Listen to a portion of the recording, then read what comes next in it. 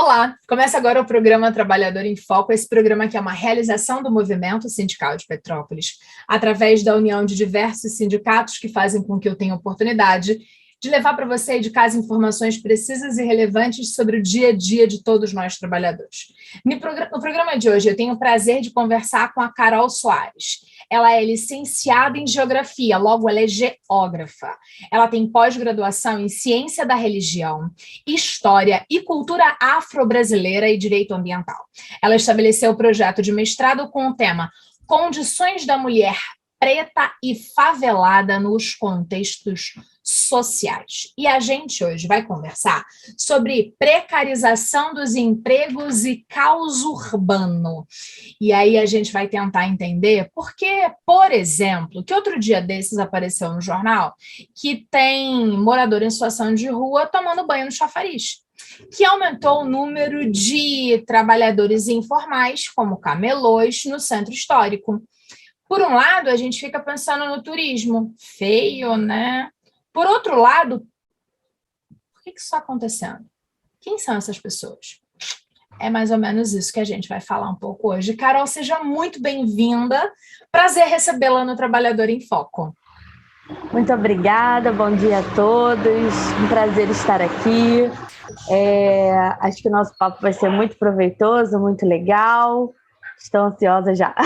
Isso aí. Vamos começar pelo básico. Essa é a primeira vez que eu tenho o prazer de conversar com um geógrafo aqui no programa Trabalhador em Foco. E a primeira coisa que eu queria entender que é o seguinte: o geógrafo não é apenas e tão somente aquele profissional que a gente está acostumado lá na escola que dá aula de geografia. Queria que você falasse brevemente para poder desmistificar até esse conceito retrógrado que morava nesta jornalista que vos fala.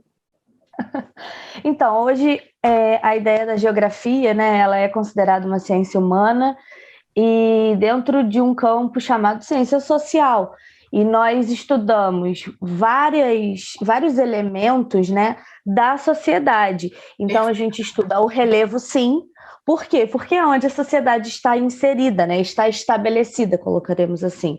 E aí, a partir disso, do relevo, vamos colocar, nós começamos a entender os contextos daquelas pessoas, por que alguns movimentos se dão, e aí isso é muito legal porque a geografia hoje está muito parceira da história, né? Então a gente não analisa só um movimento migratório, por exemplo, a gente analisa um êxodo rural e os motivos do êxodo rural. Então hoje o geógrafo é um cientista social. Muito legal você falar isso. E aí, para você de casa, você não tem noção. Porque a Carol faz parte do meu círculo de mulheres. E outro dia desse a gente teve o prazer de assistir juntas o filme Marighella, que fala sobre ditadura. E aí, para mim, foi um escândalo. Porque de um lado eu tinha uma geógrafa, do outro tinha uma historiadora, que é a Mariângela Gomes, que está sempre aqui com a gente. E foi, assim, uma delícia. Porque a hora eu olhava para uma, a hora eu olhava para outra, e aí a gente ficava atrapalhando as outras pessoas que estavam só assistindo o filme, porque a gente estava ali mesmo para poder experimentar aquela Trocar, experiência, né? A gente digamos estava assim. fazendo associações. Exatamente. E aí, voltando para cá, para o nosso tema, eu queria que você me explicasse de que forma que os estudos da geografia têm relação específica com o nosso tema, precarização de emprego e caos urbano. Então, primeiro que a geografia, ela, vamos colocar, é dividida em espaço rural e espaço urbano. Então, tudo que acontece dentro do espaço urbano, a geografia estuda, assim como tudo que acontece no espaço rural também. Então, o caos rural, o agronegócio, tá tudo aqui, ó. A gente fala sobre isso. E quando a gente traz o movimento urbano, né, que hoje já é considerado um movimento e não só mais um conceito, nós também estudamos tudo o que acontece dentro desse espaço, né? Tanto com o indivíduo, com a economia, com o meio ambiente, tudo isso são objetos de estudo da geografia, o espaço. Então, tudo que acontece nele, estamos aí. Agora, a gente está acostumado a ouvir um bocado o conceito, a fala, no dia a dia. Nossa, a gente está num momento de caos urbano. E aí as pessoas fazem esta mesma cara de nojo, porque a gente está falando de uma ocupação pobre no espaço urbano que era para ser plasticamente bonito. E eu queria que você falasse o que é essa percepção de caos urbano para a sociedade. Então, eu acredito que hoje a sociedade ela se acostumou, né, a entender que paisagem é aquela montanha com o sol nascendo atrás e aí uma pequena janelinha que você esteja olhando. Então, paisagem tem que ser bonita, tem que ser organizada, né? E aí, quando a gente olha para uma cidade em que nós temos muitos elementos ali, nós temos charrete, né? Antigamente na nossa cidade nós tínhamos ali charrete, um museu, trazia uma paisagem histórica, então era legal. Agora, quando a gente olha, por exemplo, para uma cidade que atrás tem um morro e muitas casas e tal, isso é agradável aos nossos olhos, visto que o nosso conceito de paisagem é o sol nascendo atrás da montanha? Então, eu acho que a percepção humana, hoje em dia, ela está muito voltada para uma estética que já não existe mais, né? Assim, hoje a cidade mudou. Nós mudamos, né? O caos urbano, ele lida muito com a superpopulação. Então, tem que ter habitação para essa gente. Tem que ter empresa. Tem que ter muita coisa. E como é que a gente faz isso dentro de um espaço limitado, né? Então, eu acredito que a percepção humana, ela precisa ser revista, né? Consegui te explicar? Consegui plenamente me pontuar e também para o nosso telespectador de casa, que na verdade é o que a gente fala tantas vezes de percepção. Quando a gente está na história e quando a Mariângela, por exemplo, está aqui no Trabalhador em Foco e a gente vai falar aqui 2 gerações atrás, 3 gerações atrás, gente como eu, que está na casa dos 30 e poucos anos, beirando 40, teve um bisavô que tinha um conhecido que era escravo. Eu não tive na minha família assim direta essa pele branca, esse cabelo louro, isso, né? Não teve mesmo na minha ancestralidade, pelo menos que eu tenha conhecimento, pessoas em situação de escravidão, mas teve algum relacionamento ali, teve a bisavó de uma colega minha que era escrava, então era outro dia desses.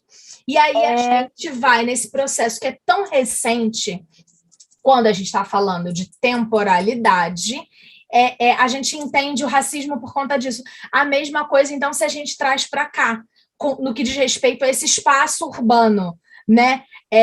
Os meus avós entendiam essa coisa do retrato, né, bem quadradinho, da paisagem. E aí sim, quando a gente olha para a favela, quando a gente olha para a comunidade, que só mudou de nome, no teu trabalho de mestrado, você fala mulher preta favelada, que só mudou de favela para comunidade para tentar mascarar um conceito. Exato, não é por isso eu quis colocar os 2 conceitos, eu quis colocar o preto e o favelado, porque são 2 conceitos pejorativos, né, que trazem aí um certo pesar, né? Então, por que não falar sobre isso? Por que a gente tem que mascarar, né? Por que a gente tem que falar, vamos colocar assim, bonito? Não, vamos falar preto e favelado por uma questão até de resistência. Porque a gente fica nessa coisa de que é a comunidade, você já muda, porque a comunidade, ela tem a palavra em si, traz em si uma realidade que não é a da favela, né? Exatamente. A comunidade dá aquela sensação de lugar bonito, em que as pessoas estão ali vivendo felizes, porque tem comunidade, não é? Uhum.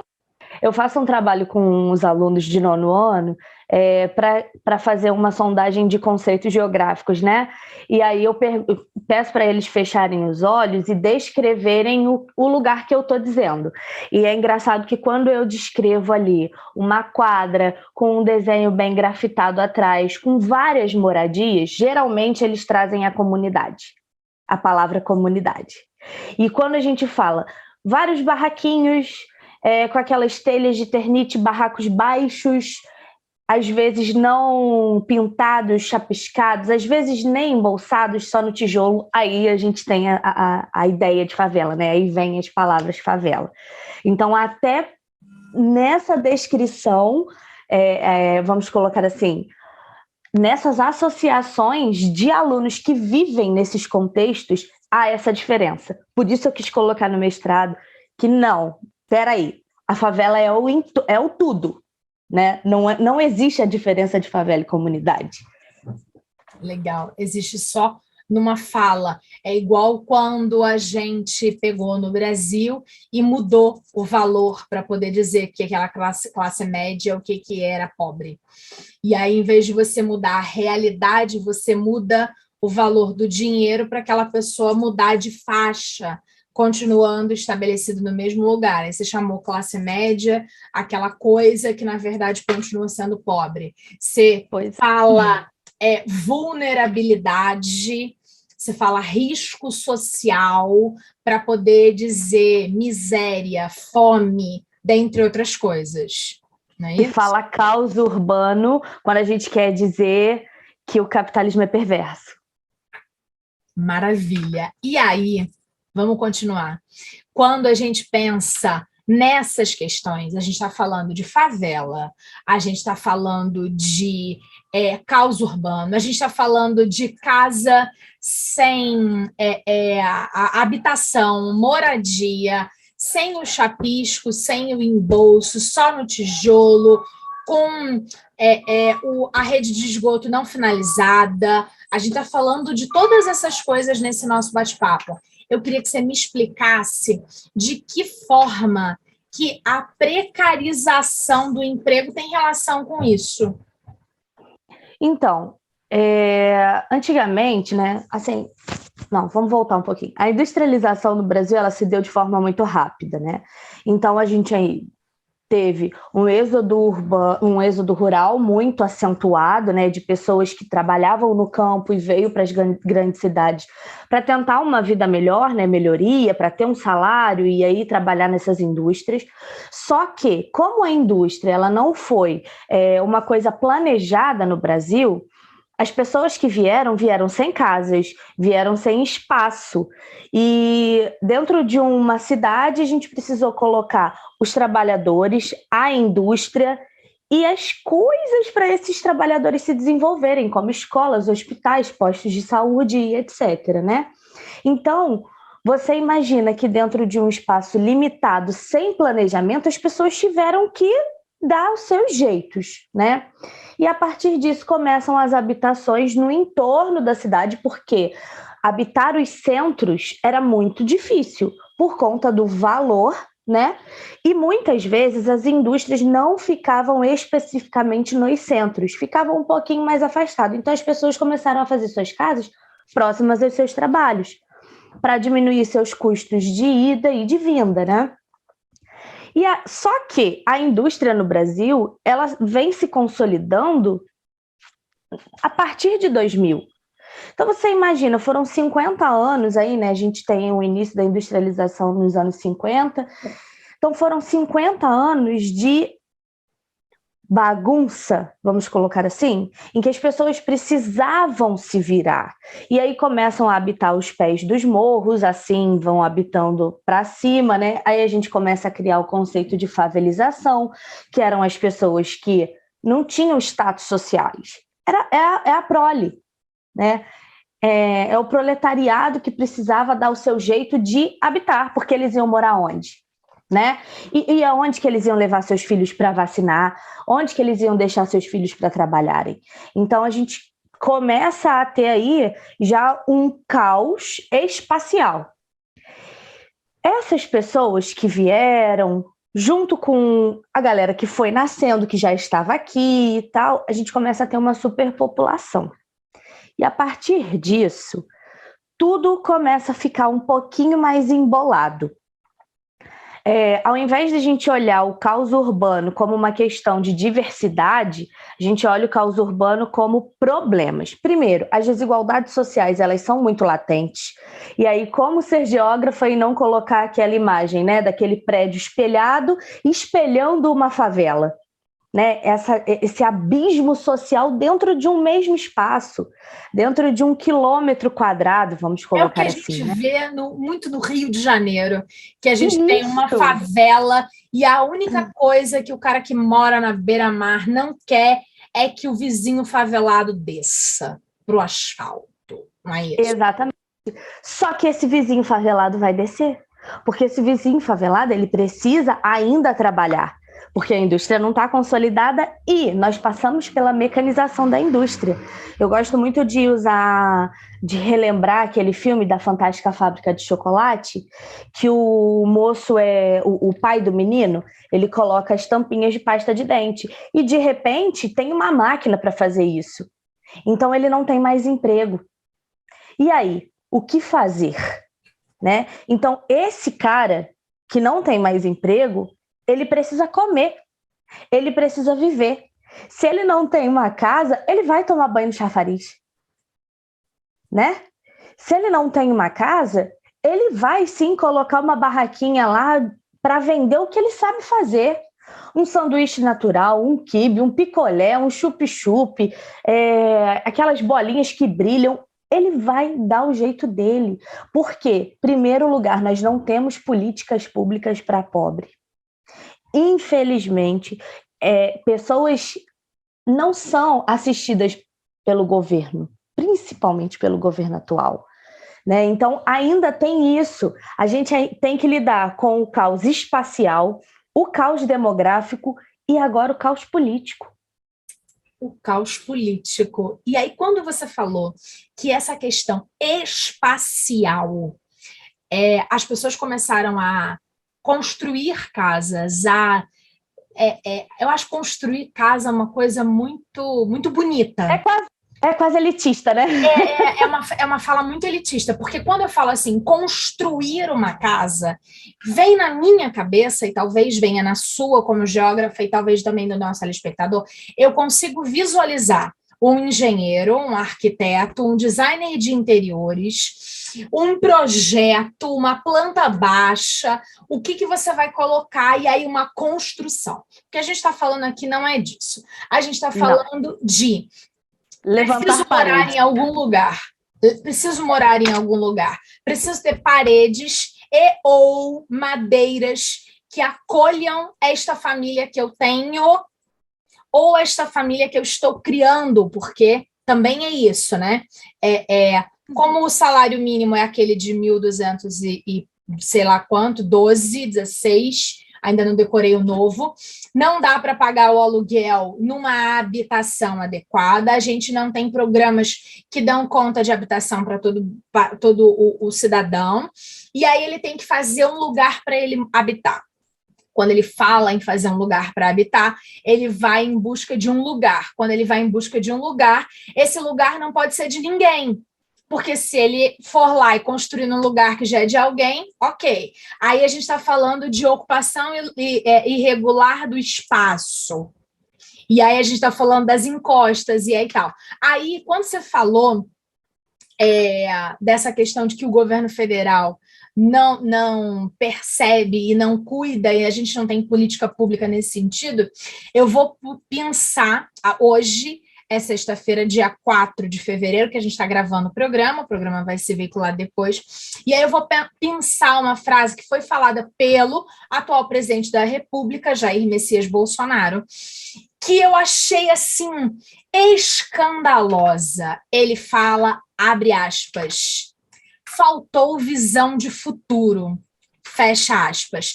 E o contexto era a respeito de quem construiu casas em área de risco. E aí, Carol, eu queria que você falasse um pouco sobre isso, dando continuidade a exatamente esse pensamento. Foi falta de visão de futuro ou era o que dava para fazer nessa espacialidade e nesse mercado financeiro, nesse dinheiro do povo? Então, quando ele fala faltou visão de futuro, parece que nós somos um país exato, primeiro, pequeno, né? Segundo, parece que todos nós ganhamos os mesmos salários. Parece que todos nós temos as mesmas oportunidades. E vale lembrar que quando a gente fala sobre política pública desse trabalhador, a gente fala sobre política pública de saúde e, entre aspas, controle de natalidade. Porque as pessoas não têm esse acesso e nem essa informação. Então, infelizmente, vão tendo, ou felizmente, né? Para o caos urbano não é feliz, mas enfim, vão tendo muitos filhos e vai precisando levantar suas paredes e fazendo os puxadinhos. Então, faltou visão de futuro? Peraí, meu amigo, esse cara não tem condições e não tem espaço para morar, para estabelecer uma moradia digna. Ele vai pensar no futuro? Ou ele está desesperado com aquele momento que ele não pode colocar sua família na chuva? Aqui em Petrópolis nós temos habitações e eu visitei, tá, Carla? Então, assim, é uma realidade que eu falo com propriedade, que era um barranco mesmo, sabe? De barro socado, telha e um tablado de madeira. E as pessoas habitavam esse espaço. As crianças dormiam nesse espaço porque o fogão não tinha telha para botar o fogão. Era de tijolinho que eles acharam. Foram achando, né, aqueles tijolos quebrados e aí montaram, colocam lenha ali ou madeira ou qualquer coisa que queime, botam uma panela e é ali que se faz a comida. E as crianças dormiam nesse lugar porque era o único lugar que tinha telha e não era uma criança só, para não se molharem na chuva, porque é um lugar muito úmido da cidade. Então, peraí, para essas pessoas faltou visão de futuro ou faltou um planejamento? Ou faltou alguém ir lá e olhar para aquele cara com empatia? Ou faltou a gente ter um sistema justo? São essas questões que eu fico pensando. Faltou visão de futuro ou esse cara foi simplesmente chutado pelo capitalismo com a mecanização do campo, com a falta de estrutura nas escolas, com a falta de estrutura no sistema de saúde? O SUS é excelente, gente. É bom pontuar isso. É excelente. Precisa melhorar bastante, né? Então, visão de futuro? O cara estava preocupado em comer. Ele não é arquiteto, sabe? Quando a gente fala nessa questão de estava preocupado em comer, eu me lembro que nos meus estudos na área de comunicação e marketing, a gente estuda uma coisa que eu não sei se na geografia vocês estudam, que é uma pirâmide, chama Pirâmide de Maslow. Eu adoro a Pirâmide de Maslow. Ela fala sobre... Não, é linda. Ela fala sobre, literalmente, o que a gente precisa de verdade. E aí, na base da pirâmide de Maslow, são as necessidades fisiológicas, que são, essencialmente, comer, cagar, e eu falava isso dentro da faculdade quando eu dava aula, e, por incrível que pareça, por uma questão de biologia, se reproduzir. O nosso organismo, ele, por conta da nossa ancestralidade, de outro dia desses, lá e tal, não sei o quê, a gente só pensava nessas coisas. Acima disso, vem a segurança, e aí entra a habitação. A habitação só supera essas três coisas quando você está em risco para morrer, e aí o viver está acima de qualquer coisa. E aí a gente vai galgando a pirâmide de Maslow, que é muito legal mesmo, e aí a gente chega no que os coachings fazem, lá na ponta dessa história, né? Que é você se sentir um profissional fantástico, estudar e tal, não sei o quê. Tá lá na ponta. E aí, por que eu tô falando disso? Porque a gente está ali na base. O nosso país não tem uma base resolvida. Ou seja, a gente hoje reclama visualmente do caos urbano, porque a gente não tem, até hoje, alimentação e habitação para o povo. É o país do osso, é isso? É isso, é exatamente isso.